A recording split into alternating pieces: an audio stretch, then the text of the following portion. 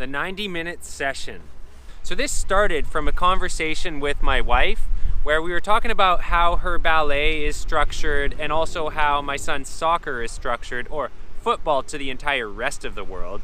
But anyways, the general idea is this, that it sort of gets broken up into roughly 30-minute segments. So both my son's soccer and my wife's ballet do this. The first is the warm-up, the second is the routine where they're working on everything, and then the last, it's usually the kids in the soccer are just playing. So they go, here, play this game, and then they're practicing all the things they were learning that day.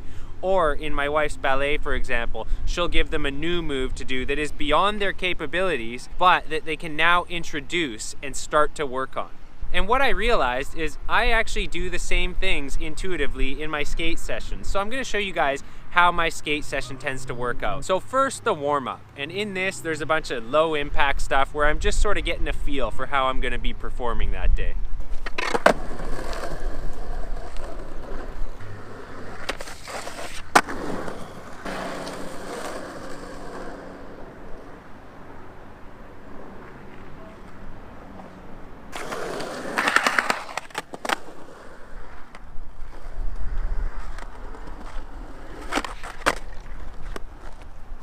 I actually have a tendency to do that exact line with very little variation about 5 or 6 times.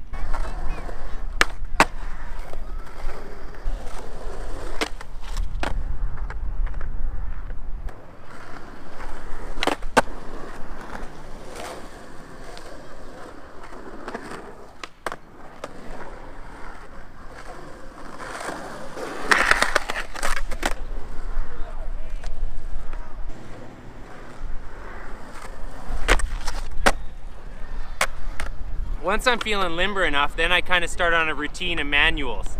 And the manuals kind of help get my gravity centered. They help get my balance centered.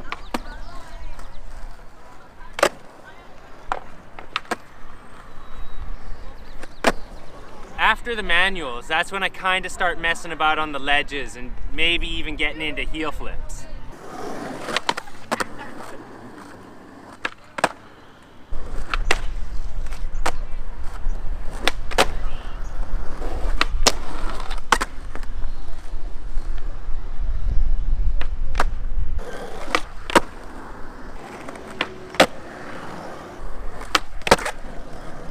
That's the warm-up. And the warm-up slowly transitions into my favorite part of the session, which is routine.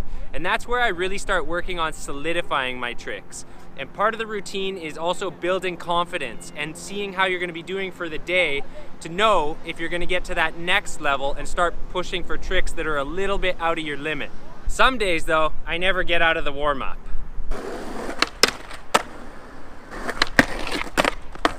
This is also the stage where I start assessing the ledges to see if I need to wax anything.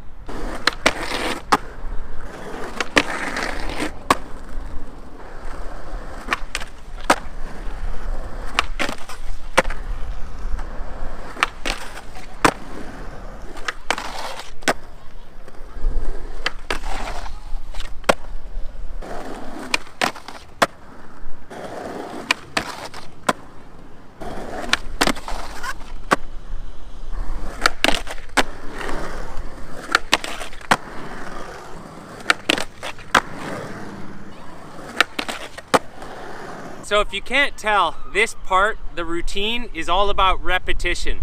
This is where I'm working on really solidifying my tricks. So it's not good enough for me to just be like, I got this trick, I can land it. I need to have it better. I need to have it longer. And the only way I'm going to be able to do those is to do it more and over and over and over.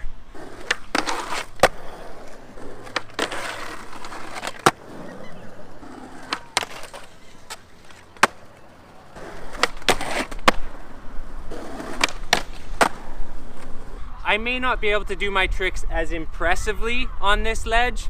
However, the difference is last year I was struggling to do my switch tail slides on the small one. And this year I've worked on them so much that they are now in my routine. The other two functions of the routine are, the first one is it's satisfying. You should be spending a certain amount of time doing the tricks you know how to do. Even if your ability level is simply competently riding around and maybe doing a few kick turns, spend a good chunk of time doing that. Otherwise, if every time you go out and skate, you spend the majority of your time not landing tricks, it can be a pretty frustrating experience. Unless, of course, you just like that. But I need to land stuff. It's in my nature. I need to feel that competency. The second and equally important part of the routine is when you're landing all your tricks, what you're doing is you're building confidence, you're gaining momentum. Think of it like the special meter in Tony Hawk Pro Skater. When you keep landing stuff, it gives you the confidence and the momentum to try and land those harder tricks. This last phase of my skating is the least visually pleasing. So I'm actually not gonna film me just missing a whole bunch of tricks that I'm trying. What I'm gonna do is I'm gonna show you guys a bunch of tricks that over the last year have graduated from the last sort of experimental stage into my routine stage.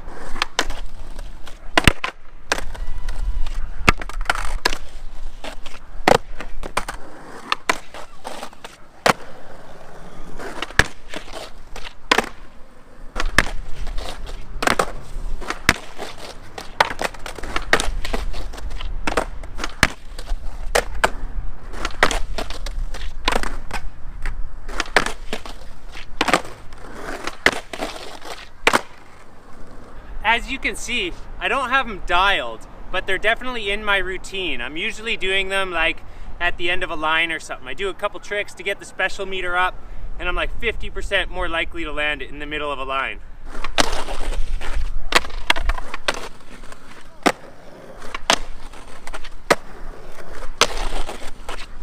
Whoa!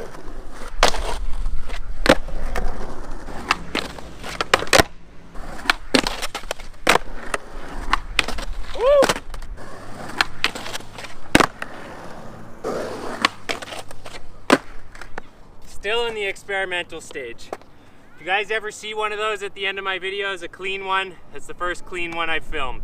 Done a couple decent ones off camera.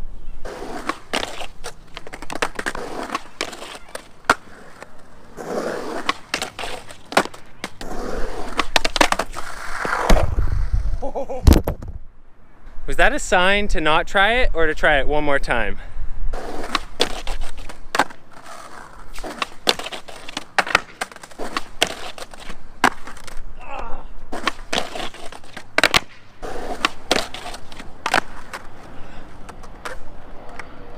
Most of them are kind of like that, or some variation a little bit better, but they're really frustrating and I get stuck on them.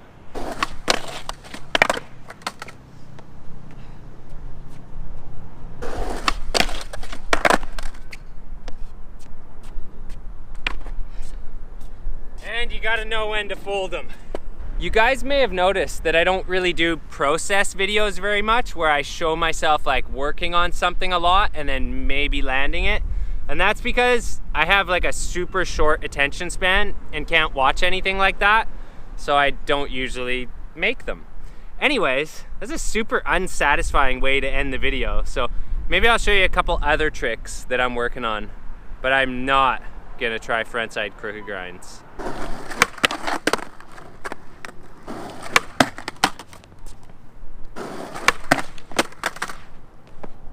I will film some nollie ones though.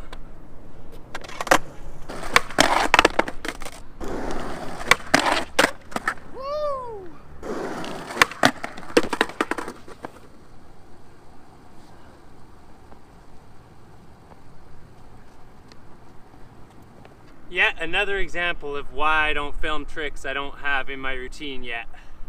Well, that's it, you guys. That's how I structure my sessions. And don't freak out. I know you should never tell skateboarders what to do. And I'm not, actually. I'm just saying, I think this is actually a good way to structure a session. It works well for me. It helps my personal progression. I hope you guys found this useful. I hope it wasn't too anticlimactic watching me miss all those tricks after. In between my tricks, I usually throw some flat ground in there just to keep the special meter up and to not miss all the tricks I try.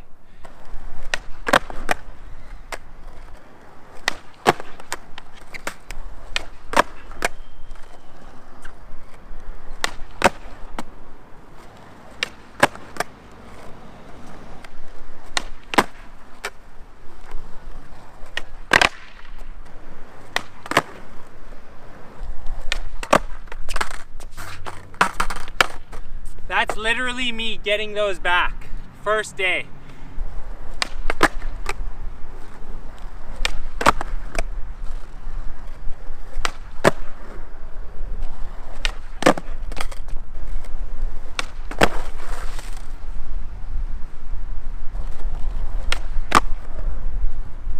Welcome back, switch frontside heels. Welcome back. I've missed them.